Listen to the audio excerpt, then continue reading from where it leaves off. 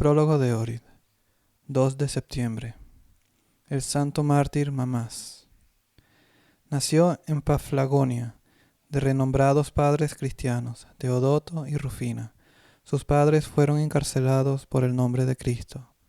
Primero murió su padre en prisión, y tan pronto como Rufina parió a Mamás, ella también murió.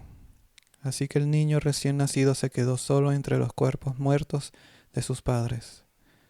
Sin embargo, Dios el proveedor envió un ángel a una noble viuda llamada Amia. Amia vio al ángel en un sueño. Este le dijo que fuera a la cárcel y adoptara al niño. El eparca, prefecto local, otorgó el permiso a Amia para enterrar a los muertos y llevarse al niño a su hogar. Cuando Mamás llegó a su 5º año de vida, empezó a hablar y su primera palabra fue mamá, por la que recibió el nombre de Mamás. En la escuela, Mamás exhibió una inteligencia extraordinaria y como había sido criado en un espíritu cristiano, no ocultó su fe, sino que se la confesó a los demás niños y se rió de los ídolos. Durante el reinado de Aureliano hubo una amarga persecución contra los cristianos. Los paganos ni siquiera perdonaron a los niños cristianos. Mamás tenía 15 años cuando fue llevado ante el emperador.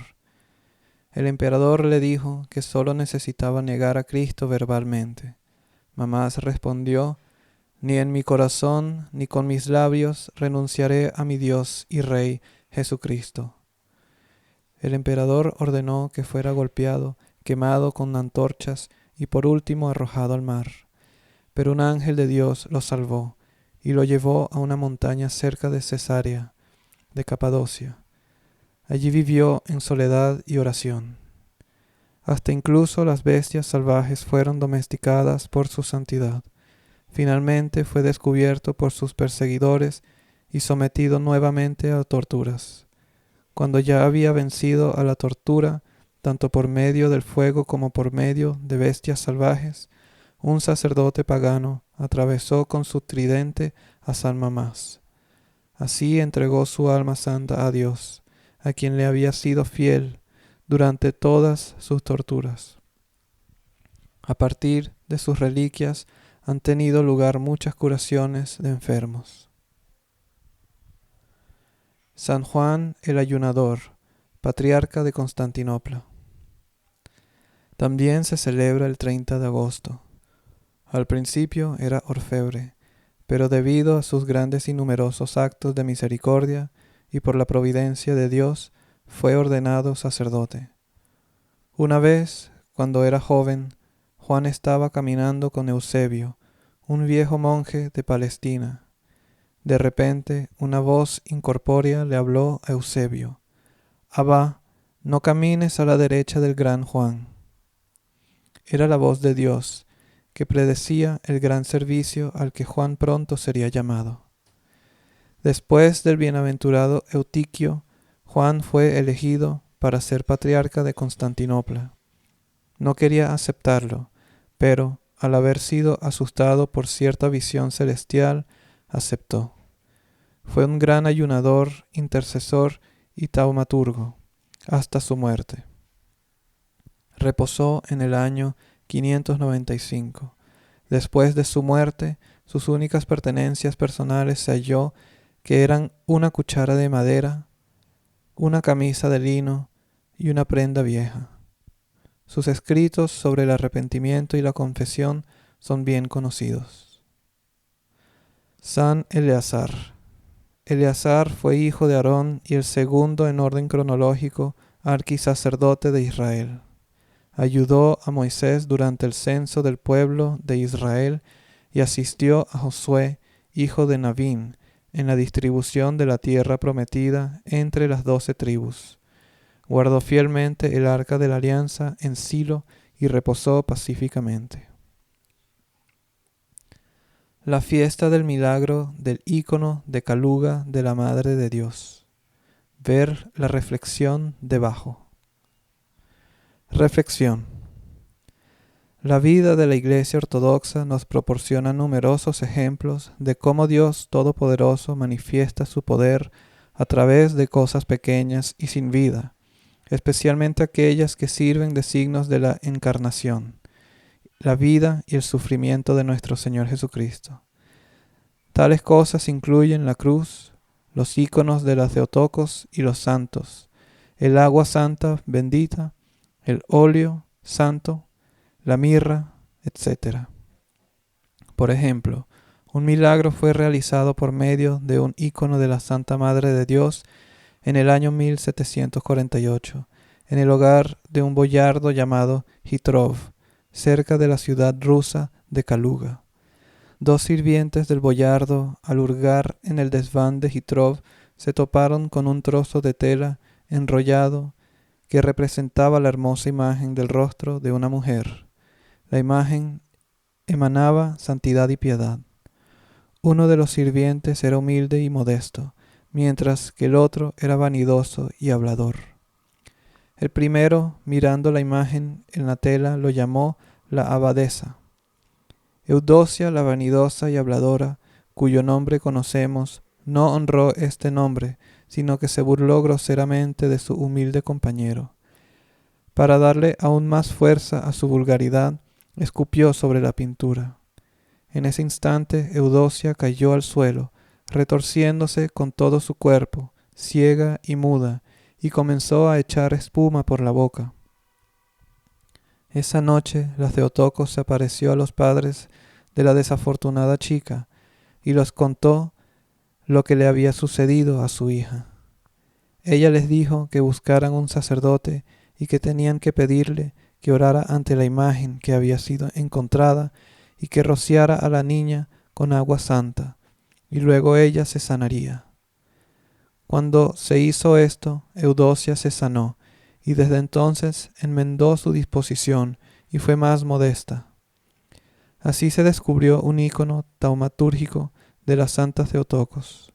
Este ícono fue llevado a una iglesia de Kaluga, en donde puede hallárselo actualmente, todavía obrando milagros. Contemplación. Contemplar el castigo de Dios a David por su adulterio y asesinato. 2 Samuel 12. 1. Cómo Dios, hablando a través del profeta Natán, le dijo a David que por causa de que tomó la esposa de otro, sus propias esposas serían tomadas por otros hombres. 2. Que su hijo moriría. 3. Que la espada no se apartaría de su casa, todo lo cual sucedió. Homilía. Sobre el Verbo de Dios, el Creador del mundo. El Verbo, era en el principio ante Dios. Todas las cosas por medio de Él se han generado. Juan 1, 2-3.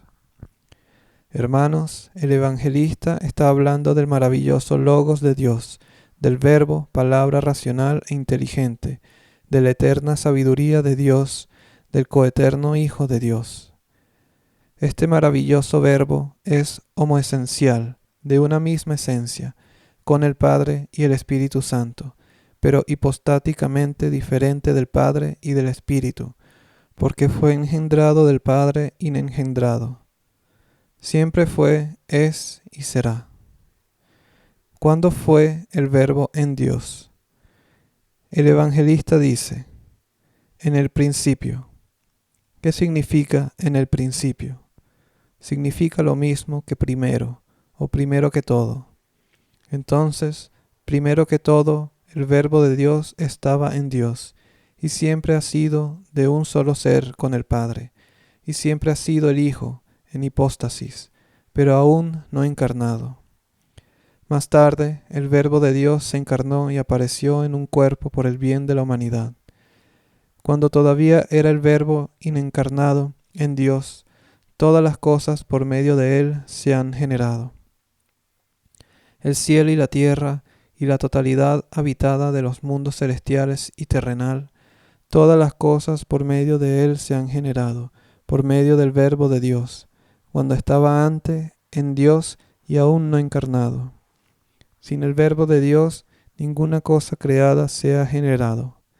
Él era la vida y la luz lució en la oscuridad, y la tiniebla no la ha comprendido. Juan 1:5. Primero que todo, la muerte y el pecado representan la oscuridad. Esa oscuridad no venció al Hijo de Dios. La totalidad del mundo creado mismo es tiniebla ante Dios, aunque en esta tiniebla brilla el Verbo de Dios, la sabiduría de Dios, racional, inteligente y majestuosa. Toda la creación estaría en completa oscuridad si la luz mística del Hijo de Dios, por medio de quien todas las cosas fueron generadas, no la iluminara. El Verbo, era en el principio ante Dios. Luego, ¿qué pasó? Y el Verbo se volvió carne. Juan 1:14. La historia de la creación del mundo conduce a este punto, y desde este punto comienza la historia de la salvación del hombre. Al asumir la carne, el Verbo de Dios no se alienó de Dios Padre y Dios Espíritu Santo, pues la Divina Trinidad es indivisible, sino que por el contrario se vistió de cuerpo y alma de hombre, de modo que, en la sombra del cuerpo, Él, el Sol de soles, podría acercarse a los hombres y salvar a los hombres. Oh hermanos míos, cuán dulce e inexpresablemente maravilloso es el misterio de la encarnación de Dios. Si abrazamos este misterio con nuestro corazón, será más fácil aproximarnos a Él con nuestra mente. Oh Señor Salvador, bueno, gloria del Padre y regocijo del Espíritu Santo, ten piedad de nosotros y sálvanos. A ti sean la gloria y la alabanza eternamente. Amén.